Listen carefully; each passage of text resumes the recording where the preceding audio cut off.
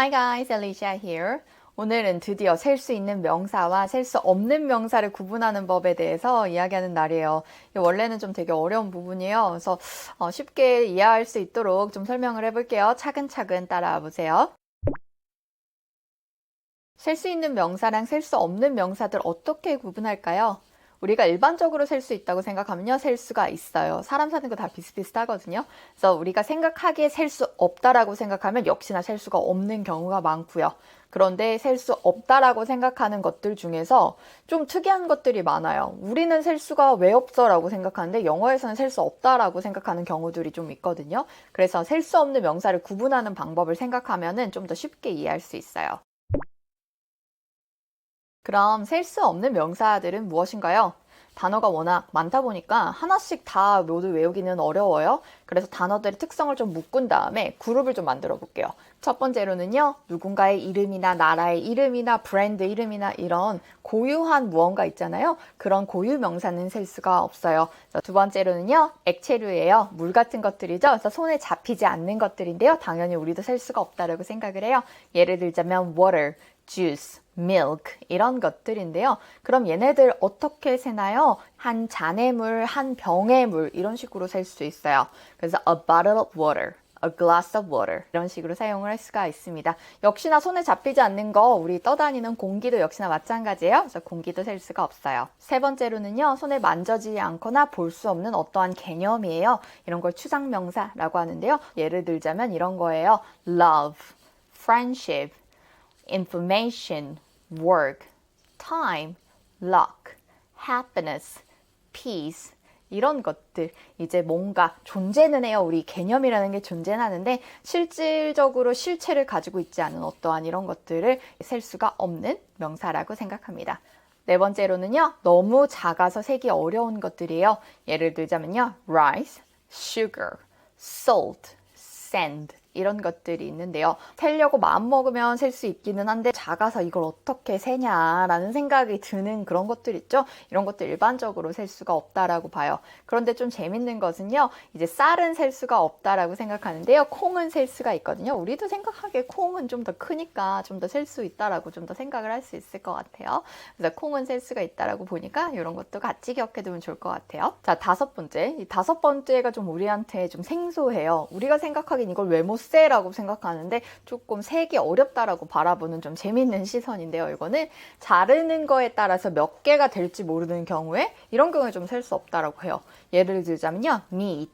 이렇게 고기는 몇 덩어리로 자르냐에 따라서 이게 몇 덩어리가 되는지 알 수가 없잖아요. 그래서 이런 경우에 셀 수가 없다라고 바라봅니다. 빵도 역시나 마찬가지인데요. bread라는 단어도 셀 수가 없어요. 그래서 이 bread 같은 경우는 세려면은 a slice of bread 이런 식으로 셀 수가 있어요. 이거와 똑같은 개념에서 보면요. 케이크도 셀 수가 없다라고 말을 해요. 그래서 이제 케이크의 전체 한 케이크를 말하고 싶을 때는요. a whole cake, 전체 케이크라고 말을 해주면 되고요. 한 조각이라고 말하고 싶을 때는요. a piece of cake이라고 말을 해주면 돼요. 피자도 셀 수가 없다라고 봐요. 같은 개념이죠. 그래서 a whole pizza 또는 a slice of pizza 이런 식으로 표현을 해줘야 돼요. 그렇지만 피자는 8자국으로 무조건 잘리는 거 아닌가요? 하지만 모든 사람이 8조각으로 잘라 먹는 건 아니죠. 10조각으로 잘라 먹는 사람이 여기 있어요. 여섯 번째로는요, 무언가의 재료가 되는 것이에요. wood, 나무는 재료 그 자체죠. 그래서 이거 셀 수가 없다라고 봐요. 그런데 이제 나무로 만든 무언가 이런 것들은 셀 수가 있겠죠. glass, 얘는 유리 자체를 말을 하는데요. 이 유리를 가지고 예를 들어서 이렇게 유리잔을 만들었어요. 여기서도 단어를 glass라는 단어를 쓰거든요. 여기에선 셀 수 있어요. 유리잔이라는 의미로 사용할 때는 a glass 이렇게 셀 수 있다라고 보는데 이 재료 자체로 유리를 말을 하는 경우에는요. 셀 수가 없다라고 바라봅니다. 그래서 gold, 금도 셀 수가 없는데요. 대신 금반지는 셀 수 있어요. a gold ring, a gold necklace 이런 것들은 셀 수가 있습니다. 마지막 그 개념 자체를 말을 하는 경우에는요, 셀 수가 없다라고 보는데요. 그와 동시에 또 셀 수가 있다라고 보기도 하는 굉장히 어려운 부분이 바로 여기에 해당을 해요. 예를 한번 들어서 볼게요. 자, 뭘 떠올리셨나요? 방송을 떠올리셨나요? 또는 TV라는 기계를 떠올리셨나요? 둘 중에 하나 뭔가를 떠올리셨거나 아니면 둘 다 떠올리셨을 수도 있는데요. 어떤 의미로 쓰느냐에 따라서 셀 수 있기도 하고 셀 수 없기도 해요. 나 TV 봐, 나 TV에 나왔어 이런 말할 때 말하는 그 TV, 그 텔레비전 같은 경우는요. 얘는 셀 수가 없다라고 바라봐요. 왜냐면 이건 개념이거든요. 그런데 TV 기계 있죠? 우리 집에 TV 3개 있어 이렇게 말하고 싶잖아요. 이럴 때 기계를 말할 때는요 셀 수 있어요. paper이라는 단어도 역시나 셀 수가 있기도 하고 셀 수가 없기도 한데요. 종이라는 개념 자체는 셀 수가 없는 거예요. 종이는 여러 가지 것들이 있으니까 어떻게 보면 하나로 묶어서 카테고리를 말하는 단어라고 볼 수도 있죠. 좀 약간 오가는데요. 종이 한두 장은 근데 또 셀 수 있어요. 그래서 a paper, papers 이렇게 또 말을 할 수가 있는 거죠. 또 다른 예를 한번 들어볼까요? stone이라는 단어가 있는데 돌이잖아요. 두 가지를 떠올릴 수 있어요. 해변가에서 이렇게 주술 수 있는 그런 돌멩이 하나하나 이렇게 떠올릴 수도 있고 아니면은 이게 돌벽 또는 돌이라는 재질 이런 거를 말할 수도 있겠죠. 뭐 돌벽, 돌절벽 아니면 대리석 이런 것들을 떠올리셨다. 그러면 이건 셀 수가 없어요. 뭔가 재료 그 원본 자체의 그 원리라기보다는 근본 자체를 떠올리셨기 때문에 그래요. 하지만 이렇게 내가 해변가에서 주워온 몽돌, 계곡에서 주워온 몽돌 몇 개를 떠올렸다? 이런 경우에는 또 스톤 셀 수가 있습니다. 또 재밌는 거 하나 더 알려드릴게요. 또 work이라는 단어 이거 셀 수가 없다라고 하면 되게 화 많이 내세요. 이상하게. 근데 저도 이해해요. 일을 왜 셀 수가 없어요? 저 일 이렇게 많은데 일 하나 둘 셋 넷 다섯 그러면 이렇게 많은데요? 라고 많이 듣는데요. work 셀 수가 없습니다.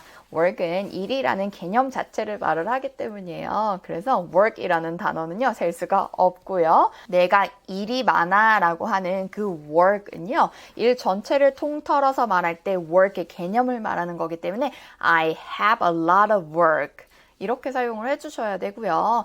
work을 세고 싶어서 내가 정확하게 5개의 일이 있어 라고 말하고 싶을 때는요. task라는 단어를 써주시면 돼요. task라는 단어는요. 셀 수가 있는 명사니까요. I have a lot of work today. I have to finish 5 tasks today.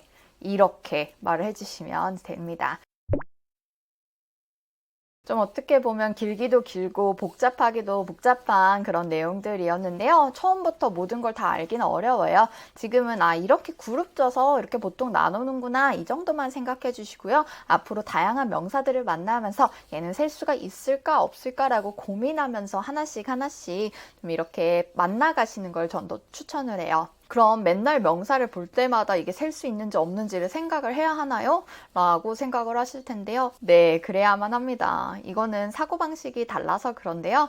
예를 들자면요. 여기에 고양이가 있어 라고 말을 하면 우리나라 말 언어에서는 좀 더 고양이가 있다라는 사실에 좀 더 집중을 합니다.